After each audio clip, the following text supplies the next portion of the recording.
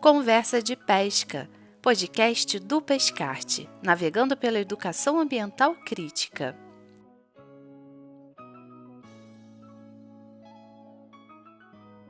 Salve, salve, navegantes do canal Pode Pesca! Tá começando agora o programa Conversa de Pesca. E hoje a gente vai conversar sobre o licenciamento ambiental e como a educação ambiental ela se localiza dentro do licenciamento. É um prazer estar aqui com vocês. O prazer é todo meu, obrigado pelo convite, é muito bom estar aqui, né? E eu queria lembrar que a Naitê também está aqui conosco, né? Ela, da região lá dos lagos, Cabo Frio, estuda o defeso, né, da pesca lá da Lagoa de Araruama, uma grande contribuição. Boa tarde, todo mundo. Boa tarde, boa noite, bom dia, depende do horário que você vai estar ouvindo. É uma honra estar aqui na presença, né, da equipe, do Geraldo, que é meu coordenador, né, com quem aprendo tanto, e com a Mônica Serrão, que foi analista ambiental, para mim, né, a gente continua sendo analista ambiental do IBAMA, pesquisadora, educadora ambiental, que luta pela educação ambiental crítica há tanto tempo, que eu conheci em 2012, quando eu comecei a trabalhar com educação ambiental e que eu passei a admirar muito o trabalho pela relação que ela tem com as comunidades de pesca, com muito respeito, com as comunidades tradicionais, e o zelo que ela tem, né, na defesa do licenciamento ambiental federal. Então, é uma pessoa muito importante e querida para mim e para todos que participam dos PEAs. Seja bem-vinda, Mônica.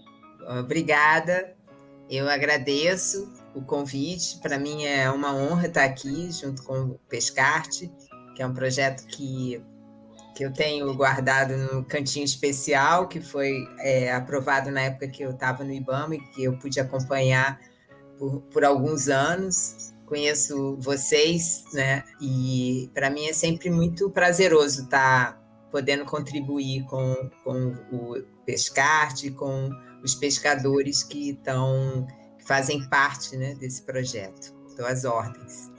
A gente começa perguntando para a Mônica, introduzindo o tema do licenciamento e te perguntando, Mônica, o que é o licenciamento ambiental? O licenciamento, na verdade, ele é um instrumento legal da Política Nacional de Meio Ambiente, né? Que é um instrumento da gestão ambiental pública.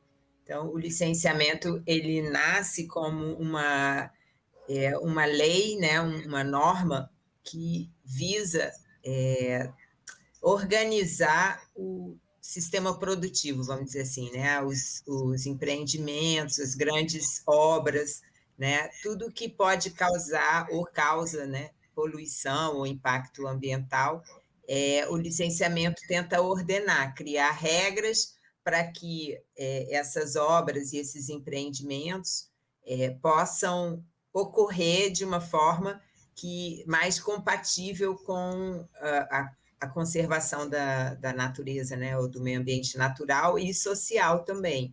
Então, o licenciamento ele busca garantir um crescimento econômico com uma conservação ambiental, né?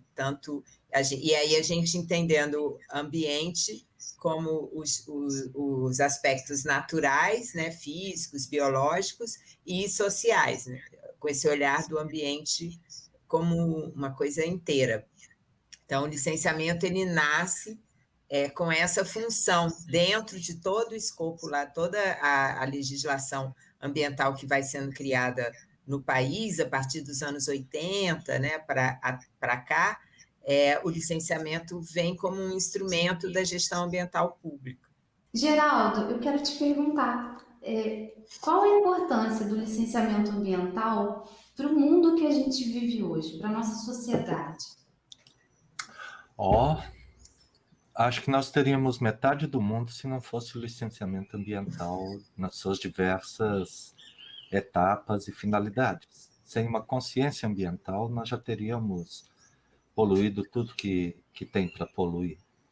E acho que o licenciamento ambiental federal de petróleo e gás, por exemplo, é um exemplo a ser seguido por várias outras políticas, né, do país que visam a preservação e a busca de uma vida em equilíbrio com a natureza, como prevê o artigo 225 da Constituição, que prevê, né, um meio ambiente equilibrado, né, para estas e as futuras gerações, para que elas possam usufruir dessas belezas que nós vemos e que, em nome do dinheiro, são vilipendiadas, estragadas, tantas vidas perdidas ou, né, conduzidas de uma maneira que nós diríamos em prejuízo da própria vida, né, assim.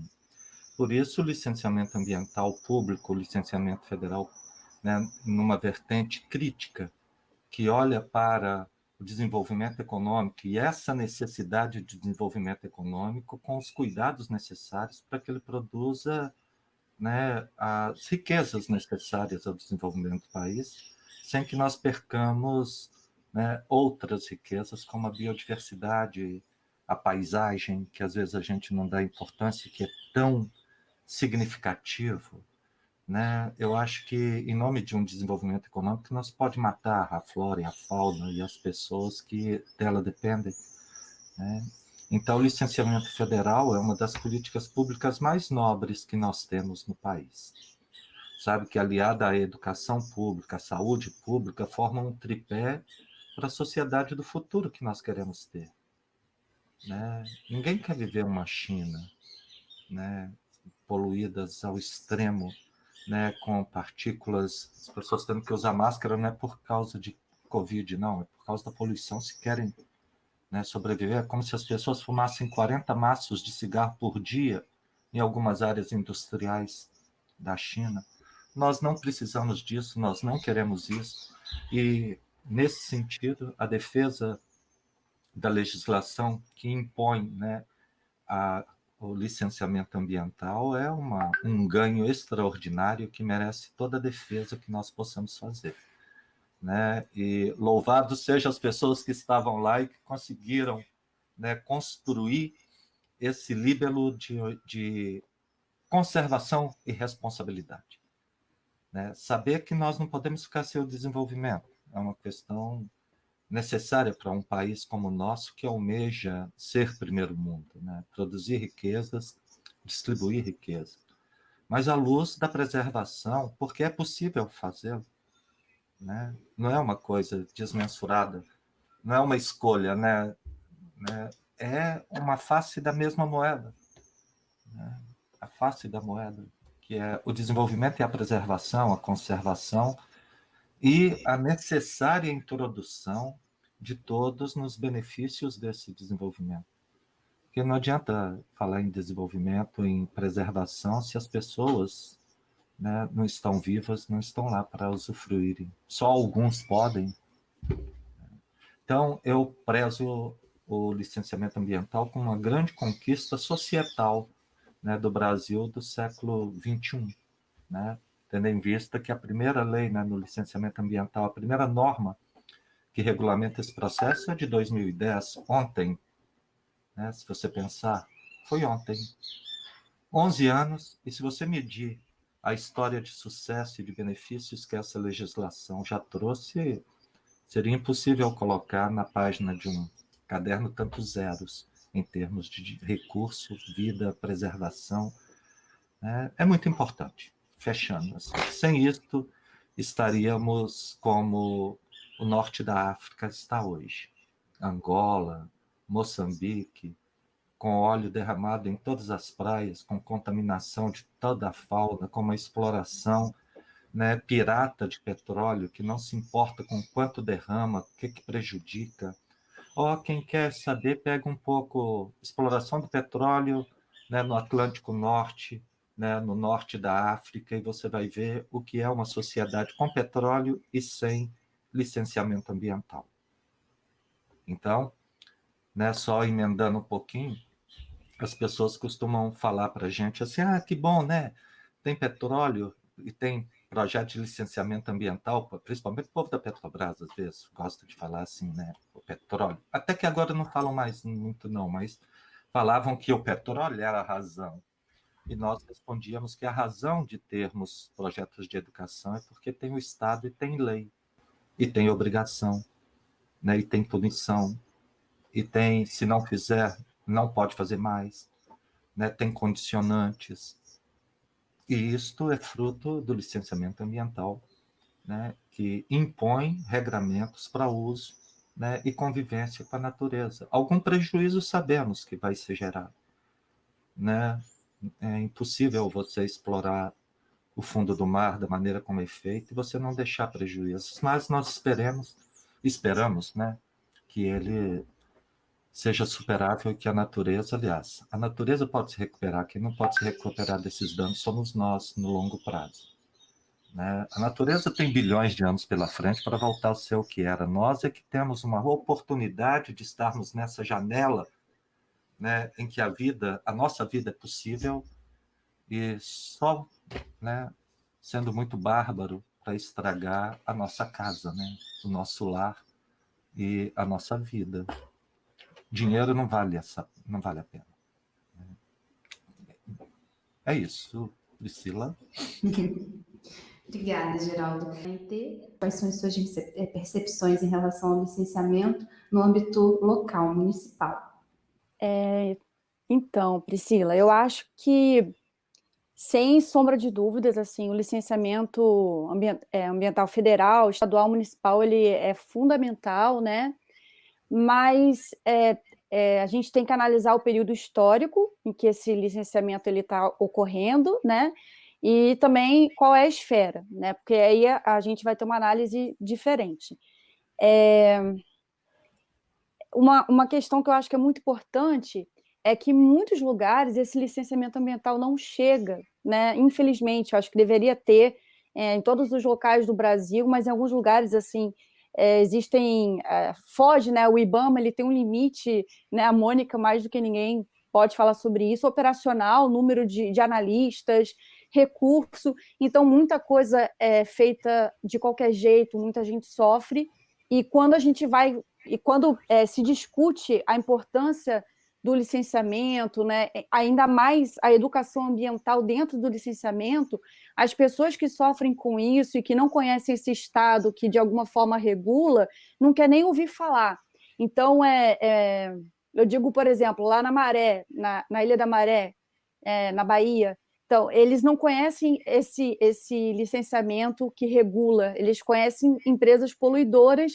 Então, quando eles ouvem falar de qualquer outra medida para tentar mitigar uma condicionante, não veem isso não querem nem ouvir falar. Mas é muito importante, a gente vai ter que conversar com as pessoas para que elas defendam o licenciamento de alguma maneira, né? E ainda tem questão do IBAMA fiscalizador, né? O IBAMA que regula. Então, tem uma série de elementos que a gente precisa defender em meio a tantas contradições, porque, por exemplo, os pescadores, o contato que eles têm, os pescadores e pescadoras, com os órgãos de fiscalização, na maioria das vezes, são muito violentas, né? Não tem uma apresentação, e isso traz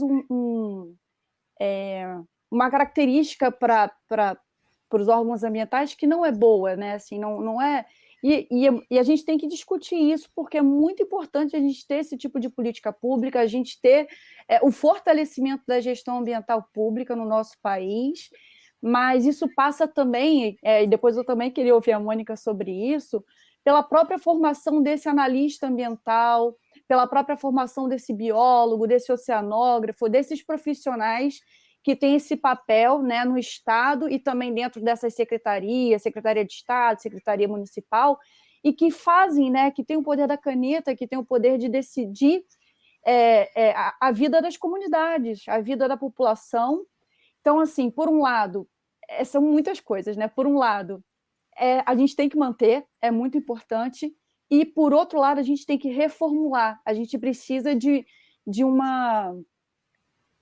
novo olhar para isso, mas sem jogar fora o que a gente tem. A gente tem que valorizar o que a gente tem de bom, né? E reformular, passando por essa própria discussão do que pode ser licenciado ou não, né? A gente está vivendo uma pandemia, a gente está tendo essa relação de produção e consumo, o quanto que também, Mônica, assim, quanto que os analistas também têm de autonomia, de fato, para conseguir frear esse desenvolvimento, que é um desenvolvimento tão extrativista e que agora está sendo tão desolador no nosso país, né? A gente está vendo aí ameaças contra o próprio IBAMA. Então, assim, desculpa, me perdi um pouco, Priscila, porque a pergunta é complexa, assim. Temos que defender, temos que nos reformular defendendo o que temos para, né, a gente não retroceder, não recrudescer ainda mais, né, as nossas conquistas. E é isso, assim, né? Eu temo muito que a gente esteja numa encruzilhada agora que é realmente assim, segurar o que temos para manter, ou a gente vai ver realmente o trator passando, né? O arrastão passando, levando tudo. Então, é isso. E depois eu tenho algumas perguntas para a Mônica também. Você já fez, né? Acho que agora a Mônica podia responder para a gente. Eu já estou aqui curiosa. Tem uma lista Eu aqui. fiquei curiosa com a palavra mitigar. Acho que muitas pessoas que estão nos ouvindo e assistindo talvez não saibam o que é mitigar. Eu vou começar, então, por essa, o que é mitigar. Mitigar, na verdade, você vai no dicionário, é diminuir. É diminuir alguma coisa, por exemplo, você está com uma dor, aí você toma um remédio para mitigar, para aliviar aquela dor. Então, o licenciamento, ele visa a mitigação dos impactos que vão ser produzidos. Então, no caso do petróleo, né, a gente conhece os impactos que a indústria do petróleo produz num determinado território. Então, tem os impactos no mar, né, os impactos em terra, os impactos sobre a fauna e flora e sobre os grupos sociais, né? Então, a ocupação de espaço, enfim, são vários impactos que a gente já sabe que existem, até os royalties a gente sabe que causam impactos, né? Porque eles acabam atraindo pessoas para se beneficiar quando aqueles royalties são bem aplicados e, por exemplo, fazem mais escolas, mais hospitais, então vêm pessoas da região para utilizar aqueles serviços. Enfim, depois a gente pode até falar um pouco mais dos impactos, mas a mitigar tem relação com impacto. Então, se tem impacto, a gente busca, com o licenciamento, mitigar, diminuir esses impactos. E quando esses impactos não... a gente sabe que não adianta, que não há nada a fazer, porque eles não são mitigáveis, né, não diminuem, são impactos que vão estar ali daquele jeito. Por exemplo, quando interfere com a pesca, né? Você vai ter lá um barco passando numa região onde tem pesca, e aí não tem como, o pescador vai deixar de pescar porque aquele barco vai passar, ou vai ser construída alguma coisa em cima daquele pesqueiro. Então, aí vem os projetos de compensação, você vai compensar aqueles grupos por esse impacto, por uma perda que eles vão ter. O licenciamento tenta, de alguma forma, criar estratégias de compensação desses impactos, isso é uma grande discussão também que a gente tem dentro do licenciamento. Mas aí, tentando pegar um pouco o que o Geraldo e a Naitê falaram, eu acho que isso é uma coisa importante, porque o licenciamento está a cargo do Estado, né? Só quem faz licenciamento é o Estado, seja o Estado nacional, federal, ou estadual, né, a nível estadual, ou nível municipal. Aí vai depender dos empreendimentos pequenos, como uma padaria, alguma coisa que vai usar lenha, enfim, uma coisa de argila, como de cerâmica e tal, isso as prefeituras que fazem essa avaliação de impacto e fazem o licenciamento. Um empreendimento maior, aí já, por exemplo, um porto que fica ali dentro do estado, pode ser o Estado, né, que vai fazer, pode ser o IBAMA, aí vai depender de algumas condições, mas tem obras maiores que já é o Estado que faz. E grandes obras, ou por exemplo, um gasoduto, um mineroduto que vai passar em vários estados. Aí é o IBAMA que faz, porque é competência federal, porque não dá para fazer cada estado fazer o seu. Então, é o órgão federal que faz para tentar ter essa visão integrada. E no caso do petróleo no mar, o mar é território federal, então fica a cargo do IBAMA, que é um órgão federal. Então, é sempre feito pelo Estado. E aí o Estado é cheio, né, de contradições. Então, de influência, você tem situações onde o Estado consegue interferir mais ou consegue interferir menos naquelas decisões. Então, a questão dos analistas, sempre eles vão estar limitados, né? Por mais que o analista tenha uma posição técnica, faça um relatório, faça um parecer técnico negando, por exemplo, dizendo que o analista ele não nega, ele diz que ele não recomenda. Quem nega ou quem aprova, no caso do IBAMA, é o presidente do IBAMA, ele que assina a licença. Então, pode ter um parecer técnico gigante, como foi, por exemplo, do Rio Madeira, da hidrelétrica do Rio Madeira, que o parecer técnico era maior do que o EIA, o Estudo de Impacto Ambiental do Empreendimento. O parecer técnico dos colegas tinha mais de 200 páginas. E, mesmo assim, na época, o presidente do IBAMA da época assinou a licença e deu a licença passando por cima da opinião técnica, né, dos técnicos. Então, sempre vai ter essa limitação, mas é um papel muito importante dos técnicos, e aí a importância do concurso público, de você ter pessoas concursadas que podem ser ameaçadas, mas não podem ser demitidas, né? Pode até perder um cargo, ser removida lá para longe, mas não vai ser exonerada, e se for, muitas vezes é revertida. A gente já teve caso, inclusive agora nesse governo federal, de colegas que foram demitidos, exonerados assim, cavaram coisas lá antigas deles para demitir, coisa que já estava até arquivada, mas aí na justiça se reverteu isso.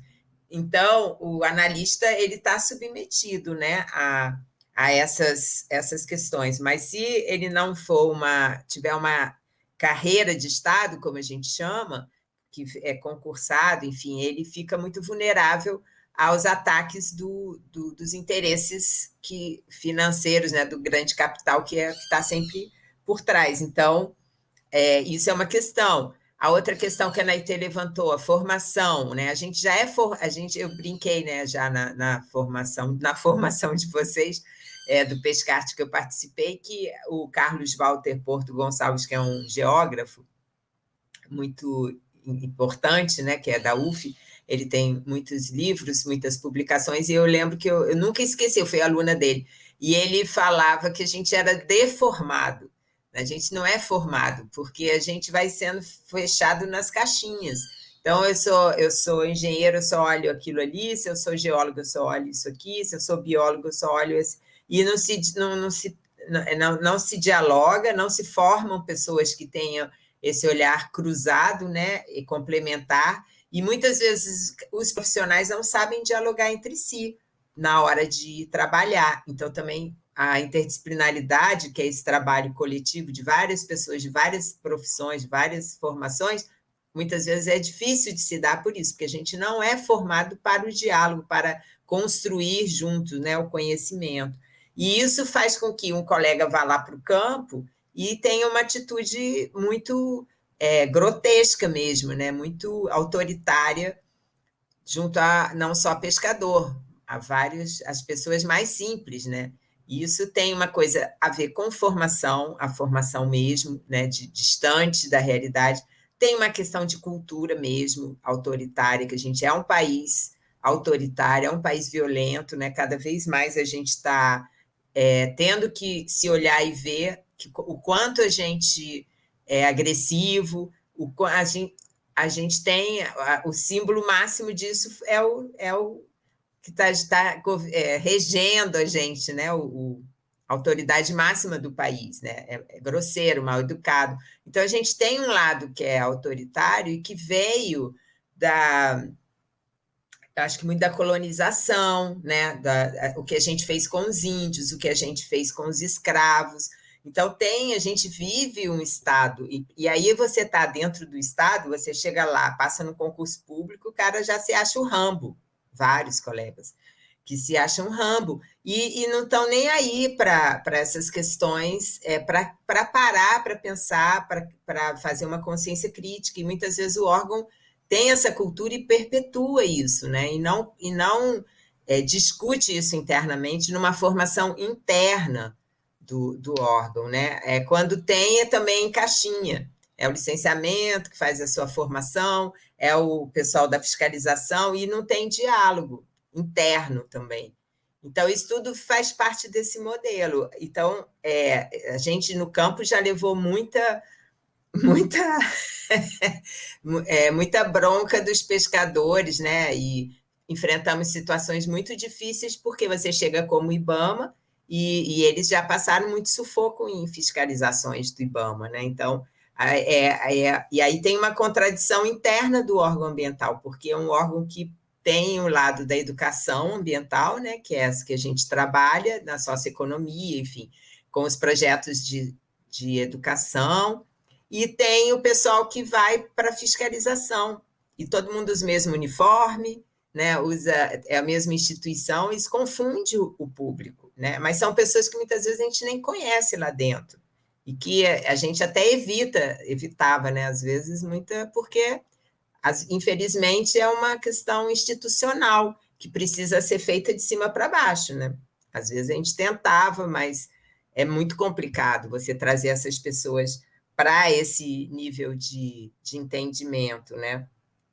Então, e aí a questão do licenciamento, os aspectos ruins, eles refletem, isso tudo se reflete dentro do licenciamento, né? E o licenciamento também é de caixinhas. Aí tem a galera que analisa o meio físico, o biótico, e nós o etnopeople, né? Que trabalha com a socioeconomia, com as pessoas.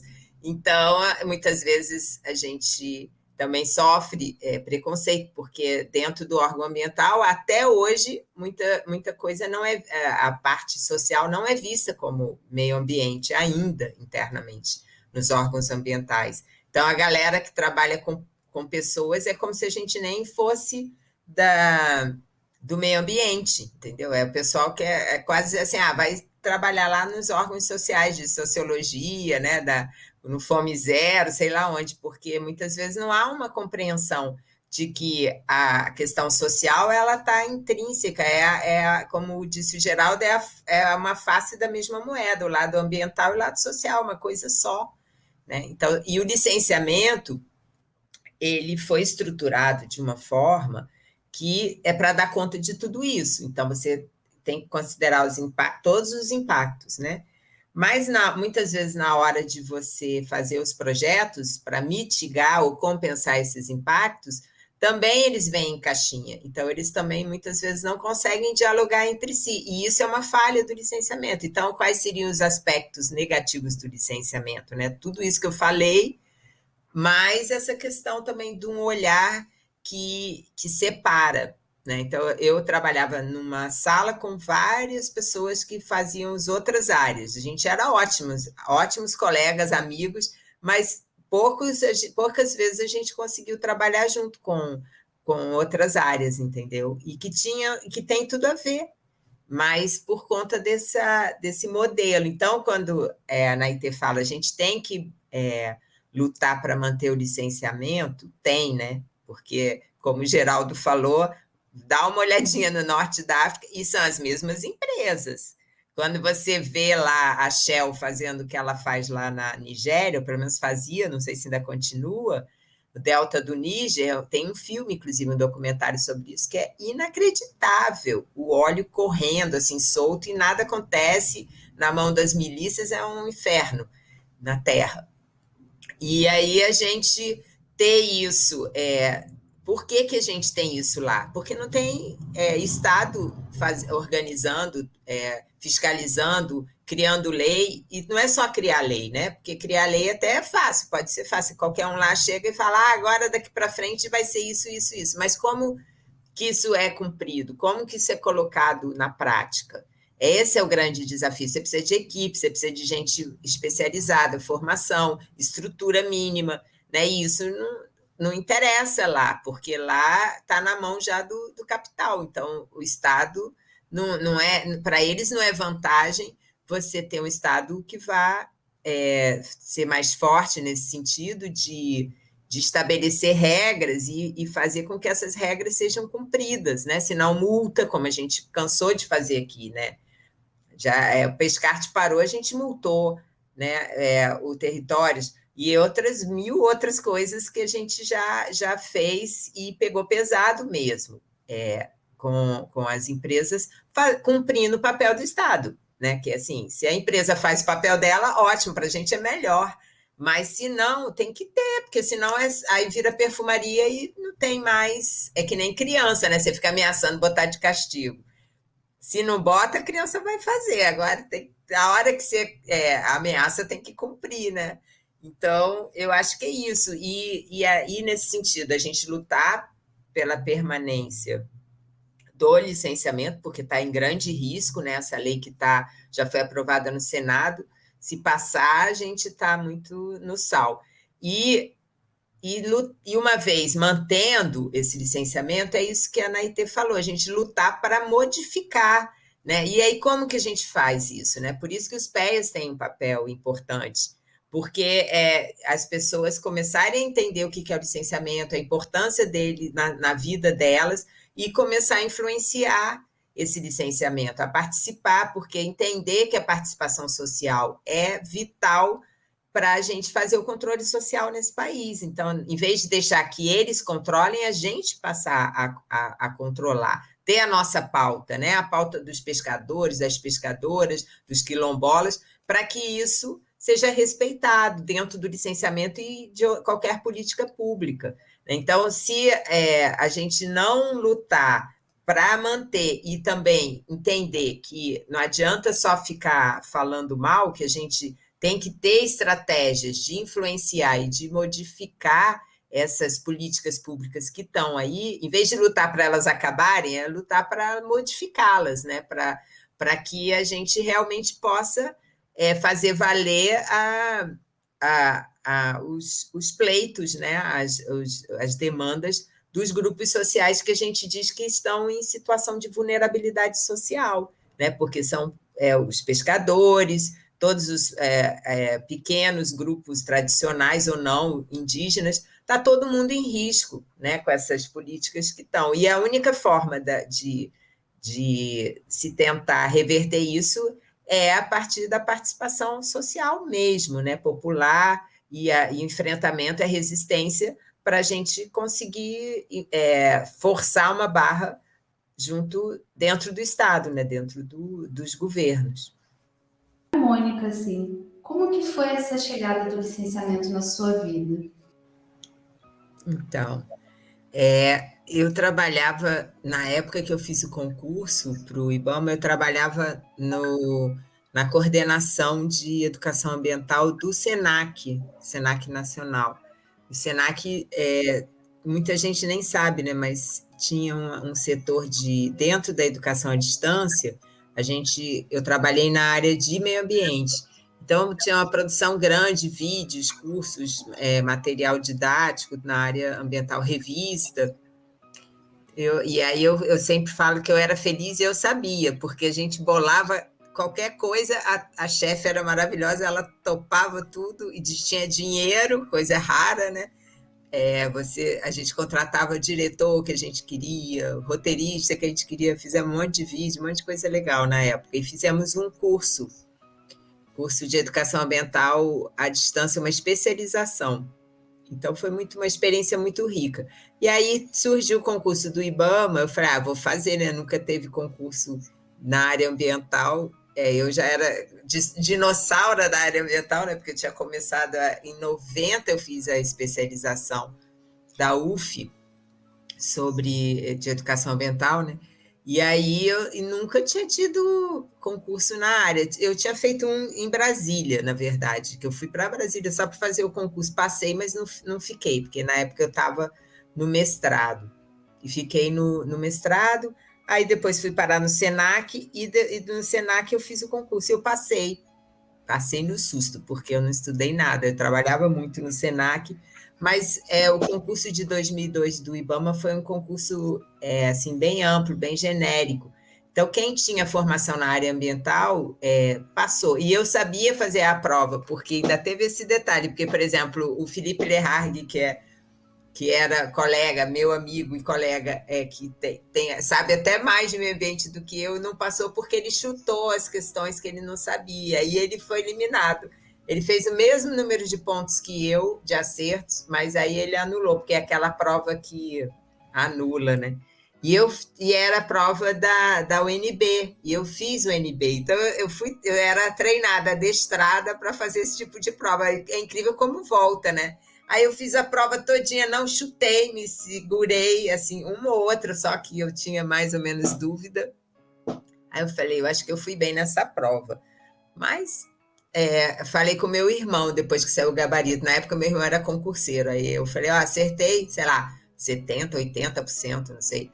Aí ele falou, você passou e você está entre os 100 primeiros. Eu falei, tá me zoando, né? Como é que pode um negócio desse? E aí ele estava certo, eu passei em 99 no IBAMA. E aí esses primeiros, os 20, sei lá, quem passou nessa faixa pôde escolher para onde ia. E eu queria ficar no Rio, então escolhi um tal de ELPN, que eu não sabia o que era Escritório de Licenciamento de Petróleo e Nuclear, mas eles nunca tinham licenciado nuclear, não. Ainda bem, né? Não sei nem por que tinha esse nome, porque o licenciamento é todo para a CNEM, né? Que é o órgão que trabalha com nuclear. Era petróleo mesmo. Aí eu fui para lá, aí eu estava no Senac muito bem, feliz, sabendo que eu estava feliz. Eu falei, eu não vou para o IBAMA, né? Trabalhar com licenciamento, coisa chata. Eu sempre achei um saco licenciamento, porque eu não sou uma pessoa burocrática, eu tenho horror de processo. Para vocês verem como é, né, o negócio. Eu fui parar num lugar que tinha pilhas de processo, assim. Aí eu falei, Deus me livre trabalhar com processo, aquela chatice, e eu não vou, não. Aí, na época, eu lembro que eu conversei com a minha chefe, eu falei assim, não, fica tranquila, eu passei, mas eu não vou, não. Ainda pagava menos, né? O Senac ainda pagava mais do que o IBAMA. Aí eu falei, não, mas não foi nem por isso, eu não me sentia, eu estava bem no Senac, eu gostava muito do que eu fazia lá. Daí foi a história que eu fui para o Espírito Santo, a trabalho.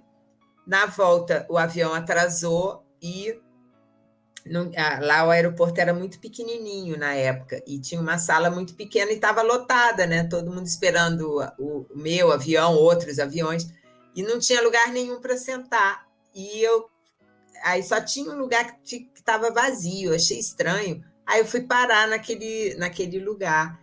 E daí veio uma pessoa conversar com a moça que estava do meu lado sobre educação ambiental, reunião, pescador, o assunto era pesca. Aí eu fiquei olhando aquele papo, acabei me metendo na conversa. Eu nem sou muito disso, mas eu acabei me metendo. Eu também trabalho nessa área, educação ambiental. Aí a pessoa da Petrobras saiu, era uma pessoa da Petrobras. E eu perguntei para ela, falei, de que área que você é da Petrobras? Achei que eles estavam falando entre si, né? Ela, não, eu não sou da Petrobras, eu sou do IBAMA. Eu trabalho no licenciamento de petróleo. Aí eu olhei para ela e falei, mentira. Ela, por quê? Porque eu passei para lá no concurso, mas eu não vou, não. Era a Luciara. Aí eu falei, ela, mas por que você não vem? Eu falei, tem essas coisas lá de educação ambiental, de pescador? Ela falou, tem, a gente está precisando muito de gente na área, como sempre, na área social. Aí eu falei, mentira, agora você me confundiu, eu já tinha decidido a não ir mais para o Senac, por causa do Senac, eu saí do Senac e ir para o IBAMA. Agora você me botou numa enrascada, né? E aí outras coisas foram acontecendo também, que um dia eu conto, que não foi só isso foi o principal, e foram outras coisas mesmo.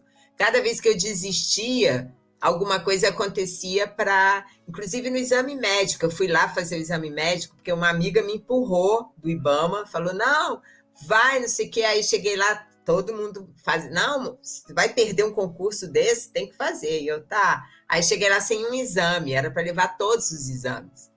E o médico era um chato, tinha não aceitado um monte de coisa das pessoas. Quando ele olhou para mim, eu falei, não trouxe exame. Ele, não, você não vai perder com esse concurso, não. Fez as guias de pedido de todos os exames para eu fazer.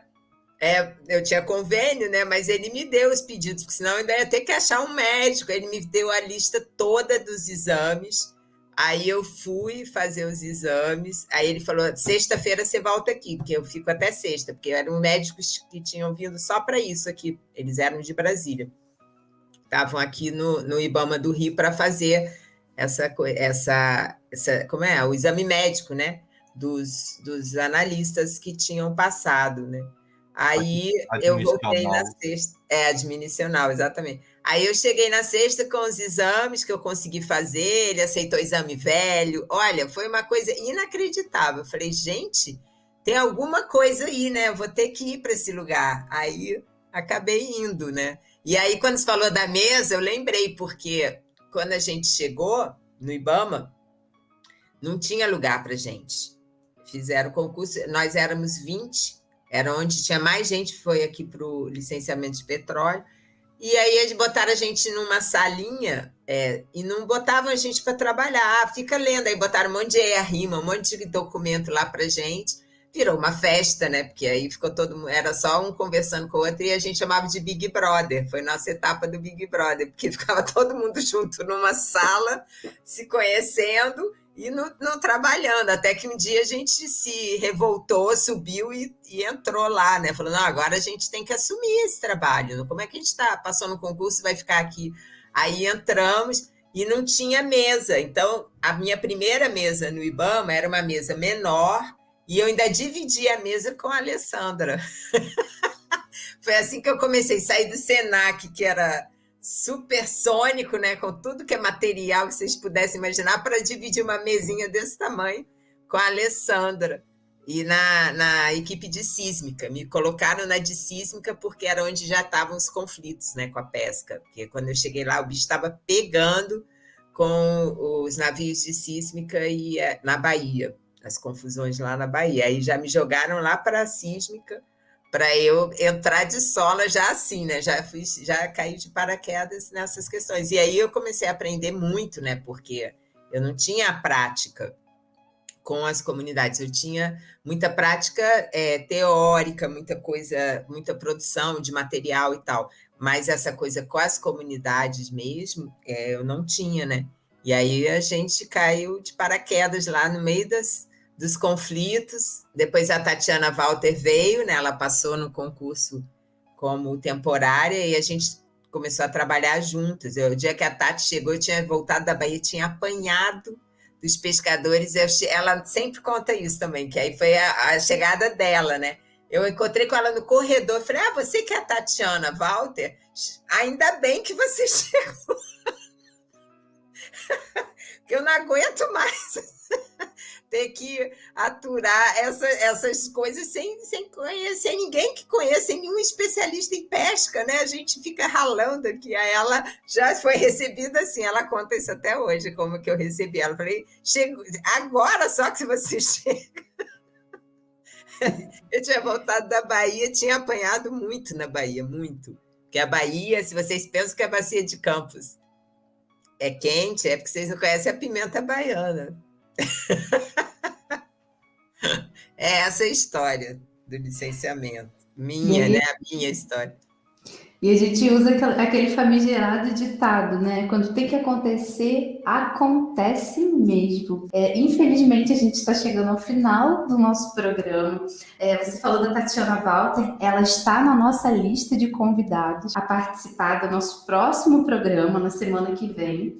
Quero convidá-los agora, nesses minutinhos finais, a fazer as suas considerações, se despedir do nosso público, porque além de informativo e preciso, né, esse bate-papo aqui ele também foi leve, descontraído, fazendo a gente perceber essas nuances do licenciamento, da educação e como que dentro do projeto Pescarte a gente tem grandes conquistas, né? Isso a gente vai diluindo ao longo dos programas, mas hoje já deu para dar uma pincelada nessas pequenas conquistas que a organização social ela promove na comunidade da classe da pesca artesanal. Para mim é uma honra estar aqui, né, dialogando com pessoas que eu admiro tanto, repito.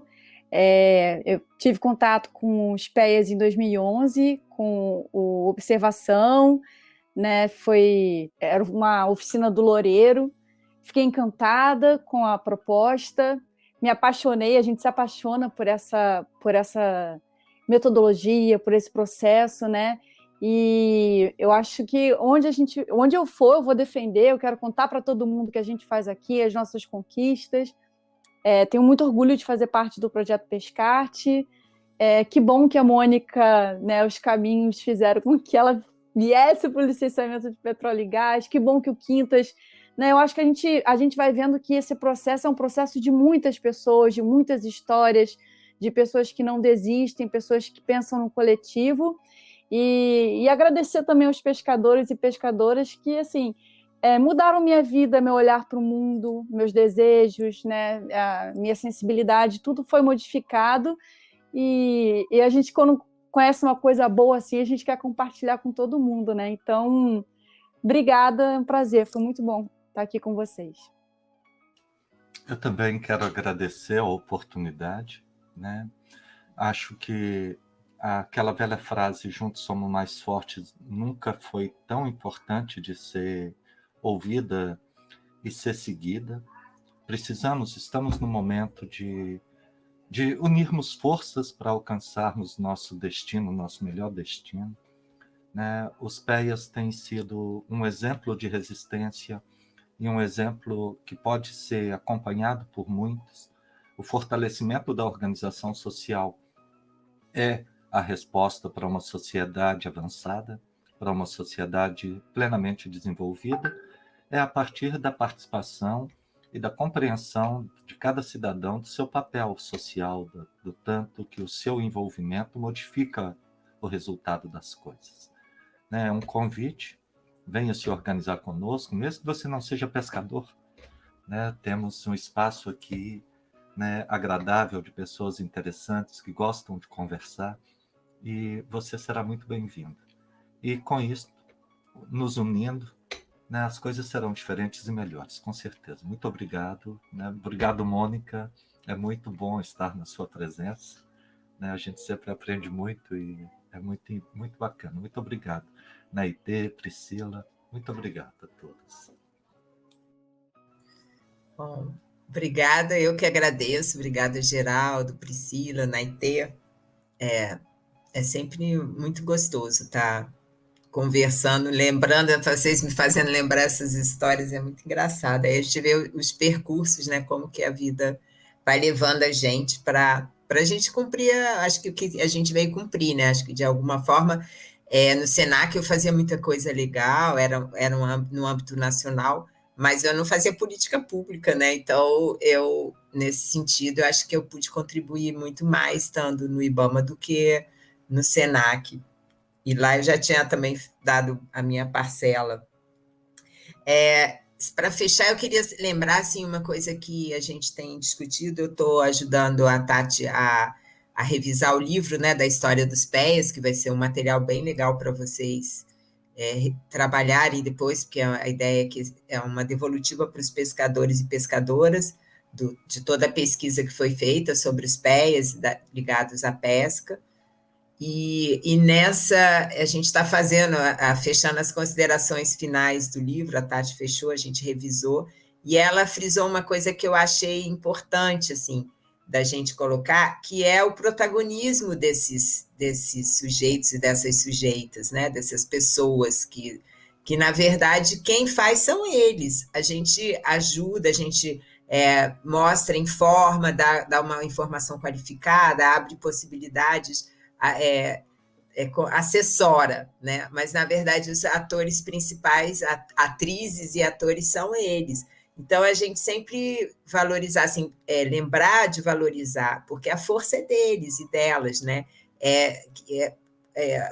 Os PEAs, eles proporcionam, né? Eles impulsionam, eles respaldam, mas se não tiver o protagonismo dessas pessoas, nada acontece. Então, isso eu achei bem interessante que no livro a Tati colocou e eu revisei isso ontem. Eu falei, vai ser ótimo porque eu vou poder falar isso, porque eu achei que a gente fica, os PEAs, lógico, mas o PEA não existe enquanto uma entidade, né? O PEA tem os educadores, como vocês, que são super importantes também para fazer essa interface, né? Os coordenadores que ficam ali levando bomba do IBAMA e da empresa, que também tem um papel super importante, mas quem coloca tudo em prática são eles. Se eles não participarem dos projetos, eles não acontecem, né? Eles e elas. Então, lembrar isso, agradecer, né, às pescadoras e aos pescadores por essa participação, por acreditarem nisso, por perceberem a importância da participação social para a própria mudança, da transformação das suas condições de vida, né? E lembrar que os PEAs sozinhos são importantes, mas os PEAs articulados são muito mais fortes, né? Então, a importância de unir a luta aí na ponta nos municípios, participar de vários PEAs, ou pelo menos de atividades desses PEAs, né? Para que faça isso de forma organizada, acho que potencializa muito mais a vitória, né? E a obtenção das conquistas, né? Então, essas políticas públicas que a gente tem mostrado a importância das políticas públicas, o acesso a essas políticas públicas, isso fica muito mais viável de se conseguir, de se obter, quando há como o Geraldo falou, né, unindo esforços. Então, aproveitar que muitas vezes naquele território, naquele município, tem vários PEAs acontecendo, então, e todos com esse objetivo de melhorar a vida, de organizar e de proporcionar participação social. Então, quanto mais os PEAs puderem trabalhar de forma conjunta, mais sucesso eles vão ter em alcançar os objetivos pelos quais eles foram criados, né? Então, é nesse sentido que eu deixo a minha mensagem final, assim, de agradecimento e de lembrança, assim, de que juntos realmente somos mais fortes e que os PEAs sejam bem aproveitados nesse sentido. De Pesca, podcast do Pescarte, navegando pela educação ambiental crítica.